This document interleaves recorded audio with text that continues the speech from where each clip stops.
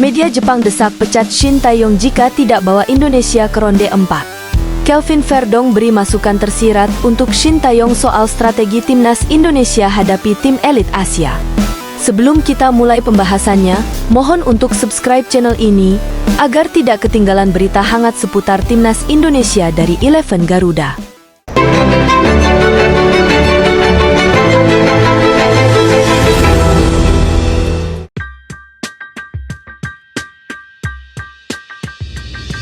Kabar terbaru seputar timnas Indonesia menghangatkan jagat media Asia, terutama setelah muncul berita dari Jepang yang meminta agar pelatih Shin Tae-yong segera dipecat dari jabatannya.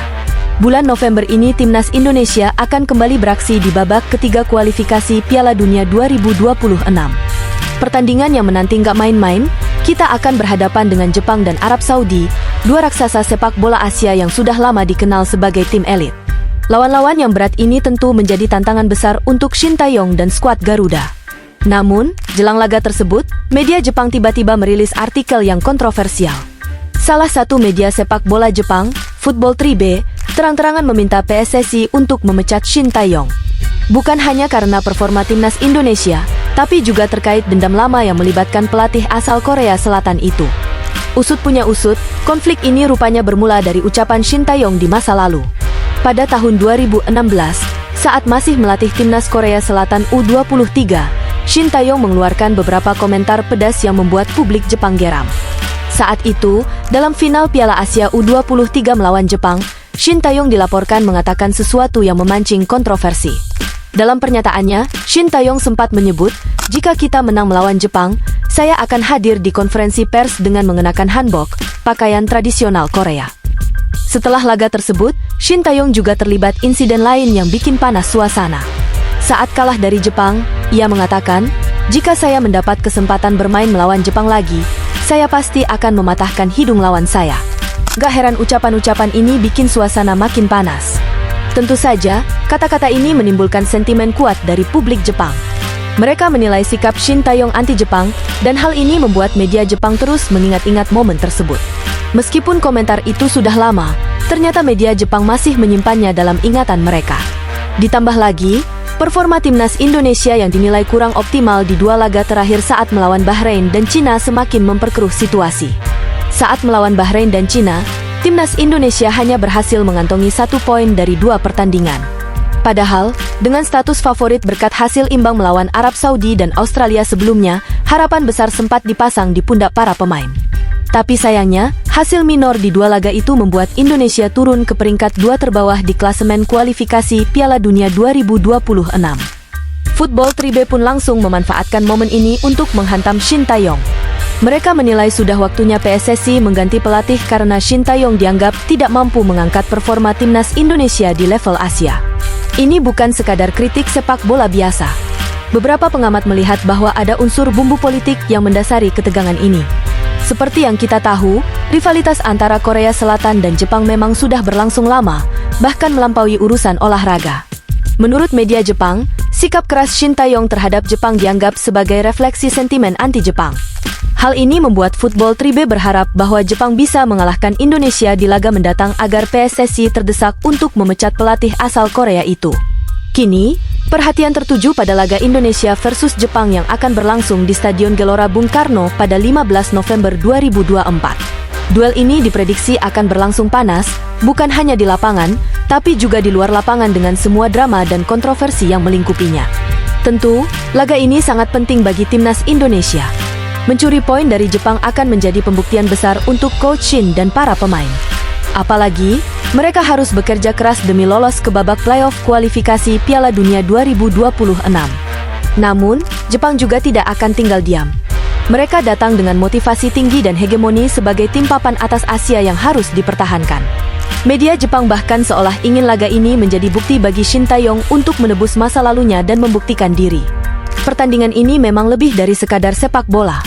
Ini soal harga diri dan kesempatan membuktikan bahwa Indonesia bisa bersaing di level Asia, bahkan dengan pelatih yang terus mendapat sorotan negatif dari rival-rivalnya.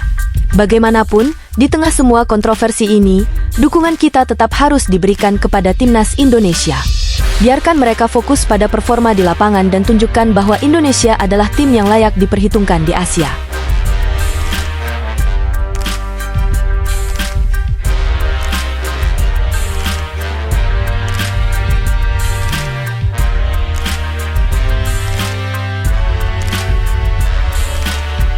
Kelvin Verdong beri masukan tersirat untuk Shin Tae-yong soal strategi timnas Indonesia. Bagi fans timnas Indonesia, jelas bulan November ini akan terasa sangat mendebarkan. Sebab 2 laga di bulan ini, tim Garuda akan berjumpa dengan 2 tim kuat yakni Jepang dan Arab Saudi. Soal Jepang, jelas tidak perlu diragukan lagi kualitas tim yang satu ini. Namun untuk laga melawan Arab Saudi, sejatinya bisa menjadi peluang terbesar Indonesia untuk meraih 3 poin. Arab Saudi diketahui sedang dalam mood yang baik pasca kembalinya Hervé Renard, pelatih asal Prancis yang terkenal maco nan galak. Arab Saudi di bawah Hervé Renard pastinya akan jauh berbeda dari Arab Saudi di bawah Mancini. Sebab dari sisi cara bermain Renard adalah tipe pelatih yang terkenal akan sepak bola direct berbasis high pressing.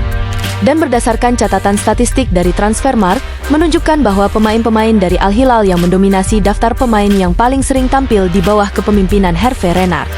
Dari semua nama, ada 3 pemain yang penampilannya terbilang luar biasa di bawah asuhannya.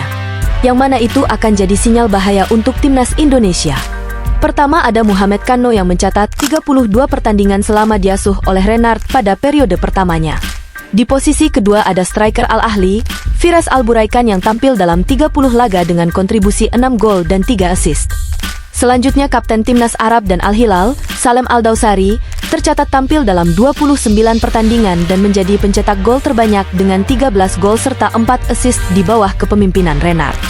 Tentu dengan senjata utama 3 pemain tadi sudah pasti akan membuat lini belakang timnas yang dikomande oleh Jay Itzes harus bekerja keras.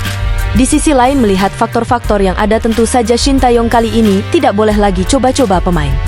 Sebelumnya STY memang sempat mendapatkan kritikan keras dari berbagai pihak setelah dirinya dianggap blunder saat laga melawan Cina. Banyak yang menyoroti keputusan Shin Tae-yong yang mengubah komposisi pemain timnas Indonesia. Shin Tae-yong tidak memainkan pemain-pemain andalan seperti Tom Haye, Sandy Walsh, Malik Rizaldi, dan Rizky Ridho sejak awal pertandingan. Hal tersebut kemudian membuat netizen geram dan mengatakan jika strategi yang digunakan Shin Tae-yong tidak efektif. Hal ini mungkin juga sejalan dengan apa yang diutarakan oleh Kelvin Verdong.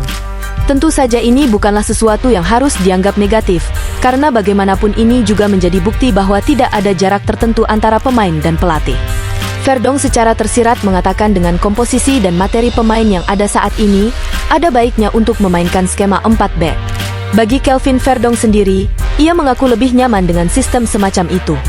Meskipun begitu pemain NEC Nijmegen itu juga mengaku tak masalah ketika harus bermain dengan sistem 3 back ketika di timnas Indonesia. Sejujurnya saya lebih suka bermain di tengah center back dengan skema 4 back, karena Anda lebih terlibat dalam permainan dibandingkan sebagai back kiri. Sebagai pemain belakang Anda seringkali menghadapi pemain yang cepat dan lincah.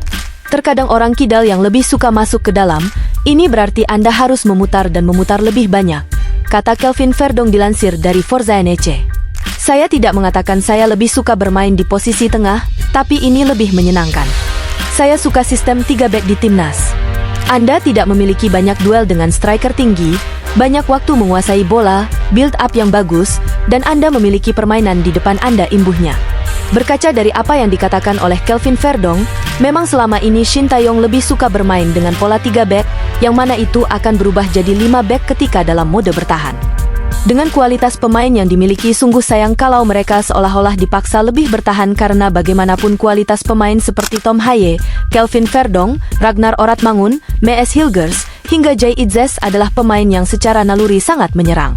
Selain itu, kita juga tidak bisa menutup fakta bahwa sebagian besar pemain diaspora timnas Indonesia tumbuh besar di kultur sepak bola Belanda yang terkenal akan filosofi menyerangnya. Itulah rangkuman berita terhangat seputar timnas Indonesia yang dapat kami sampaikan.